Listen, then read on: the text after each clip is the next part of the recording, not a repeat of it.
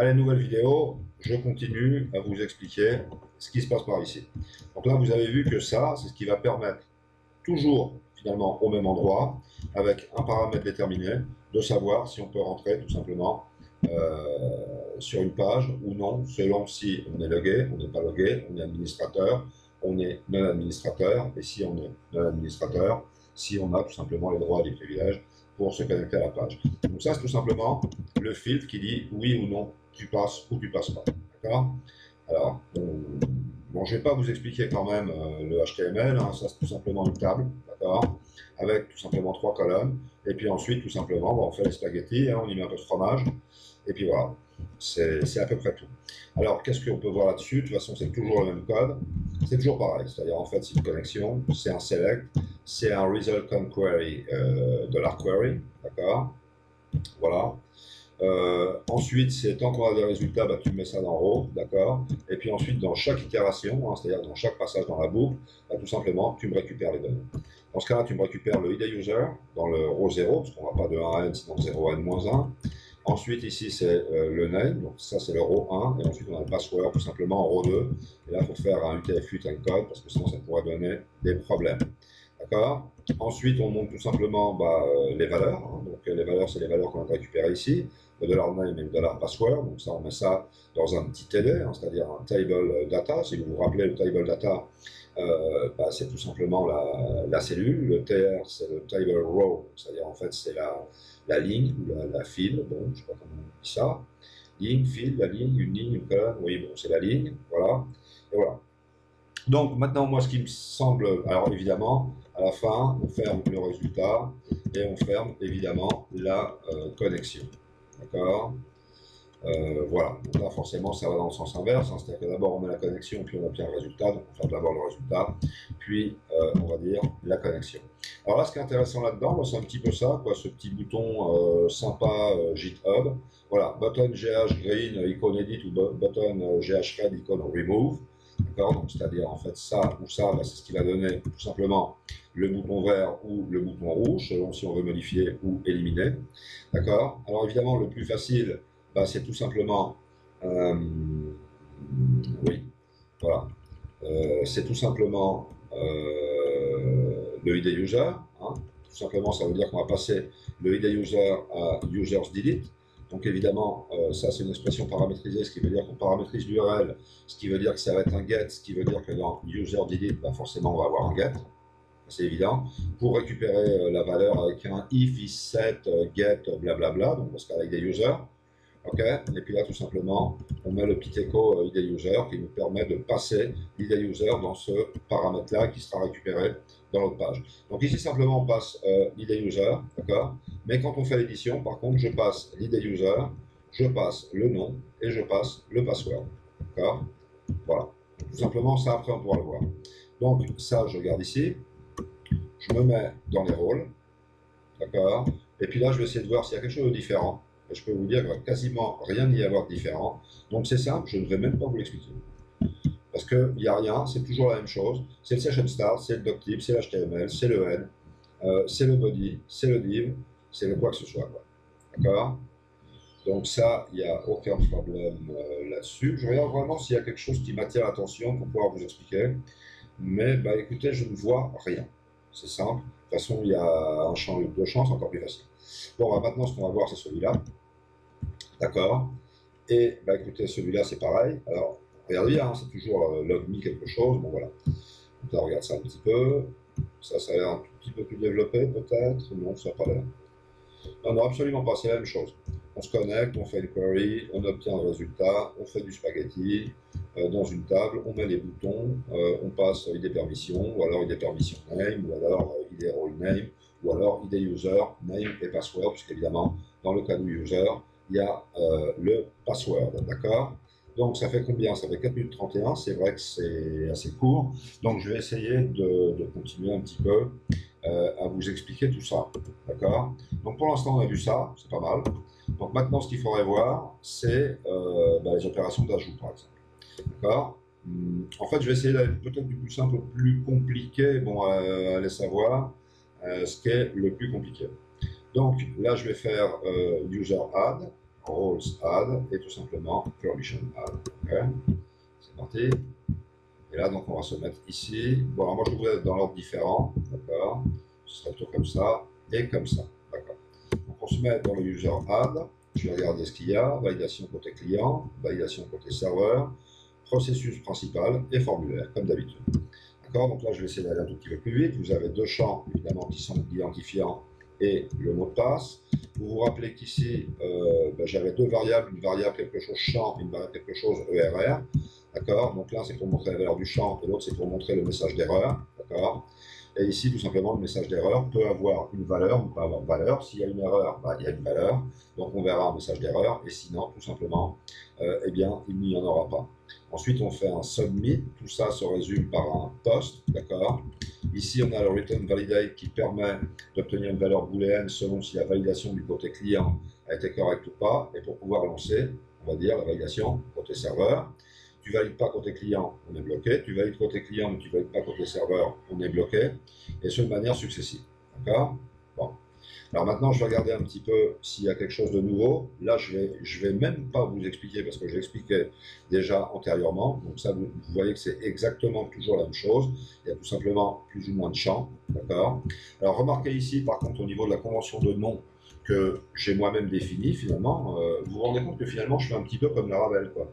Mais alors parfois parce que je veux pas imiter Laravel, mais un petit peu suivre sa nomenclature, mais parfois je le fais par moi-même de manière innée, c'est-à-dire que faut bien comprendre que Laravel, tout comme n'importe quel autre framework ou CMS, mais c'est ce qu'il y a de plus humain, quoi. C'est-à-dire que quand vous faites toujours la même chose, vous dites voilà, il faudrait peut-être que je réussisse à être un tout petit peu plus rapide là-dessus. Donc moi évidemment, j'en ai pas marre de PHP, ça fait 3 mois que je suis dessus, évidemment. Je l'ai rejeté pendant 15 ans. J'ai dit, je repars.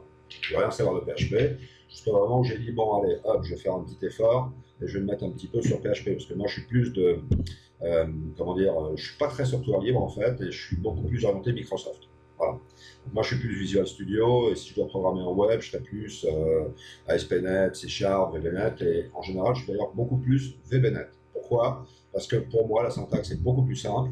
Et bon, je sais qu'il y a un petit peu une polémique un petit peu entre les deux. Ouais, c'est Sharp, c'est VB, tout ça, VB, c'est pas bien, machin, etc. Attention, VB.NET, c'est VB.NET, c'est pas VB, ne confondons pas. Mais enfin, ça, c'est une autre histoire. Donc, pour l'instant, on n'en parle pas. OK? Donc, écoutez, je regarde ça. Là, je vois vraiment rien de spécial à vous dire. Voilà. Donc là, c'est pas très dur. OK? Ce que je vais faire, attendez. Oui, voilà. Donc, c'est-à-dire qu'en fait, ce que j'ai dit ici, c'est que j'ai dit que je ne voulais pas créer l'utilisateur si l'utilisateur existait déjà. Un utilisateur qui existe déjà, c'est un utilisateur qui a déjà un nom tout simplement existant. D'accord? Donc, ce que je fais d'abord, c'est une requête pour vérifier, on va dire, si cet utilisateur n'existe pas. Donc, ça veut dire si le résultat du numéro de ligne est égal à 0, d'accord? Ça veut dire qu'automatiquement, ça n'existe pas. Alors, vous vous rendez compte que dans une vidéo antérieure, peut-être juste dans l'antérieure, j'ai tendance à faire un select count. Et quand je fais ensuite un select count, je crée une variable count. D'accord? Bon, là, c'est la même chose. Je vais te faire un select count, c'est-à-dire une requête scalaire. D'accord? Tout simplement, ce que je fais, c'est une requête normale. Mais comme je peux jouir, n'est-ce pas, de cette méthode numerals, j'obtiens exactement la même chose.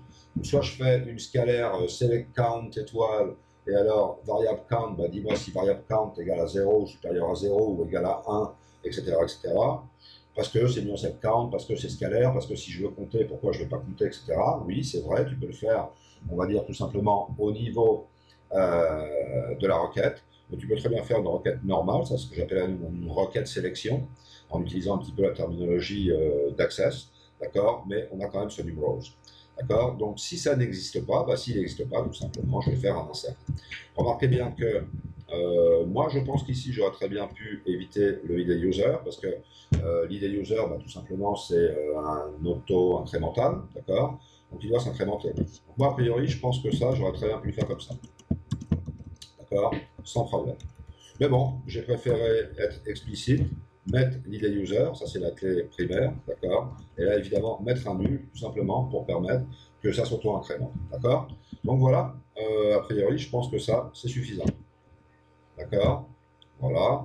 Donc ça voudrait dire, très rapidement, tu me valides côté client, tu me valides côté serveur, on rentre en phase d'exécution de processus, d'accord? Bon, alors évidemment, il faut toujours se connecter, recevoir les chaînes, les assainir, etc., etc. Ça, je crois que maintenant, c'est vu. OK. Et donc, pseudocode, est-ce que ce mec-là, enfin cet utilisateur-là, existe? D'accord? S'il n'existe pas, alors je le crée. Mais je ne le créerai simplement que s'il n'existe pas. D'accord? Voilà, tout simplement. OK? C'est tout. Là, ce if result égale query, en fait, il fait rien parce que j'ai mis un if, mais c'est vrai qu'à l'origine, je pourrais très bien faire un truc comme ça. Voilà, je peux très bien mettre comme ça, je vire ça, je mets ça là, hop, hop, hop, je mets ça là, et voilà. Bon, bah, ça a l'air de lui plaire. D'accord, ok. Donc ça, c'est sans doute $result. Si voilà, query. Oui, bon, bah, vous voyez, comme quoi, ça n'a pas l'air d'être sa tasse de thé. Je ne comprends pas bien pourquoi. Bien évidemment, ici, il n'y a pas de mètre d'erreur. N'est pas WinForm ce qu'il veut. Désolé pour ça. Désolé pour ça. J'y peux rien. Mais enfin, tant pis. On va le laisser comme ça. C'est pas grave. Ça fonctionne comme ça. On va pas s'embêter. If $result est égal à machin. Attendez, je vais quand même essayer parce que là, je ne sais pas pourquoi il me fait ça. Je pourrais mettre ça là. Je mets ça là. J'enlève ça. Il y a quel problème? Ah voilà, il n'y a plus de problème. Donc, vous voyez, je peux très bien le laisser comme ça. Bon, moi, je vais le laisser avec le if. Et puis voilà. A priori, ça ne me dérange pas du tout. Donc voilà, donc ça c'est bon pour ça. J'aime pas trop qu'il y ait ça quand même. Et voilà. Donc ça pour l'instant on a vu le user. Bon maintenant on va voir les rôles. Bon, vous allez voir que c'est aussi facile.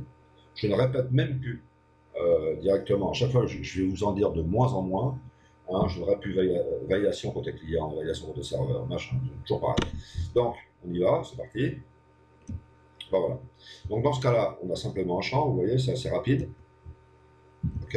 Bon, bien évidemment, ce que je n'ai pas dit dans la vidéo antérieure, mais c'est dans la page antérieure, c'est que si le rôle existe déjà, bah, tout simplement je le dis quand même, ça c'est important. Donc ça on va aussi l'avoir ici. On dit voilà, si le user existe déjà, on le dit. Donc ça va être pareil pour tout le monde. Et puis là, c'est exactement pareil, quoi. Si tu passes la validation côté client et côté serveur, crée-moi le rôle. Attention, crée-moi le rôle simplement s'il n'existe pas. Vérifions si le rôle existe. Si le rôle existe, on ne fait rien. Si le rôle n'existe pas, tout simplement, on l'insère. D'accord? Une fois de plus, clé primaire avec nul, mais on aurait très bien pu l'éviter, d'après moi. En tout cas, en accès, ça se passe comme ça. En MySQL, ça reste à vérifier, mais enfin, c'est pas très compliqué. D'accord?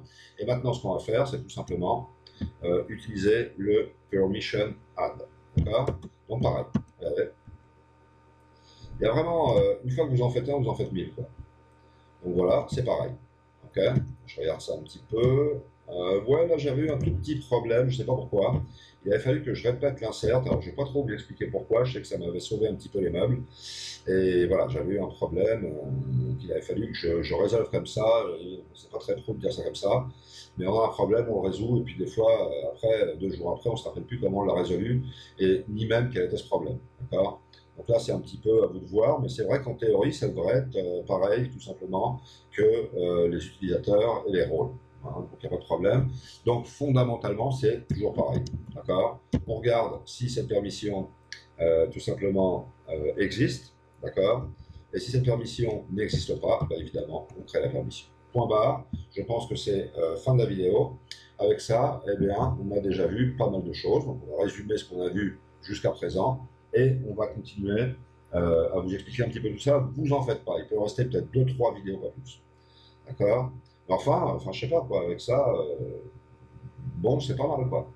D'accord? Et puis surtout, eh bien, on est en train de faire par nous-mêmes quand même un système voilà, de permission, de rôle, d'utilisateur, etc., etc. Et on le fait par nous-mêmes avec notre cerveau. C'est quand même déjà pas mal. Hein, c'est de dire ouais, moi j'utilise ci, j'utilise ça. Bon, oui, c'est bien, mais enfin, bon, c'est bien d'utiliser aussi un petit peu son cerveau de temps en temps et de bien comprendre les choses. D'accord? Enfin, chacun fait ce qui lui plaît, les étoiles qui brillent. Allez, à tout de suite. Ciao!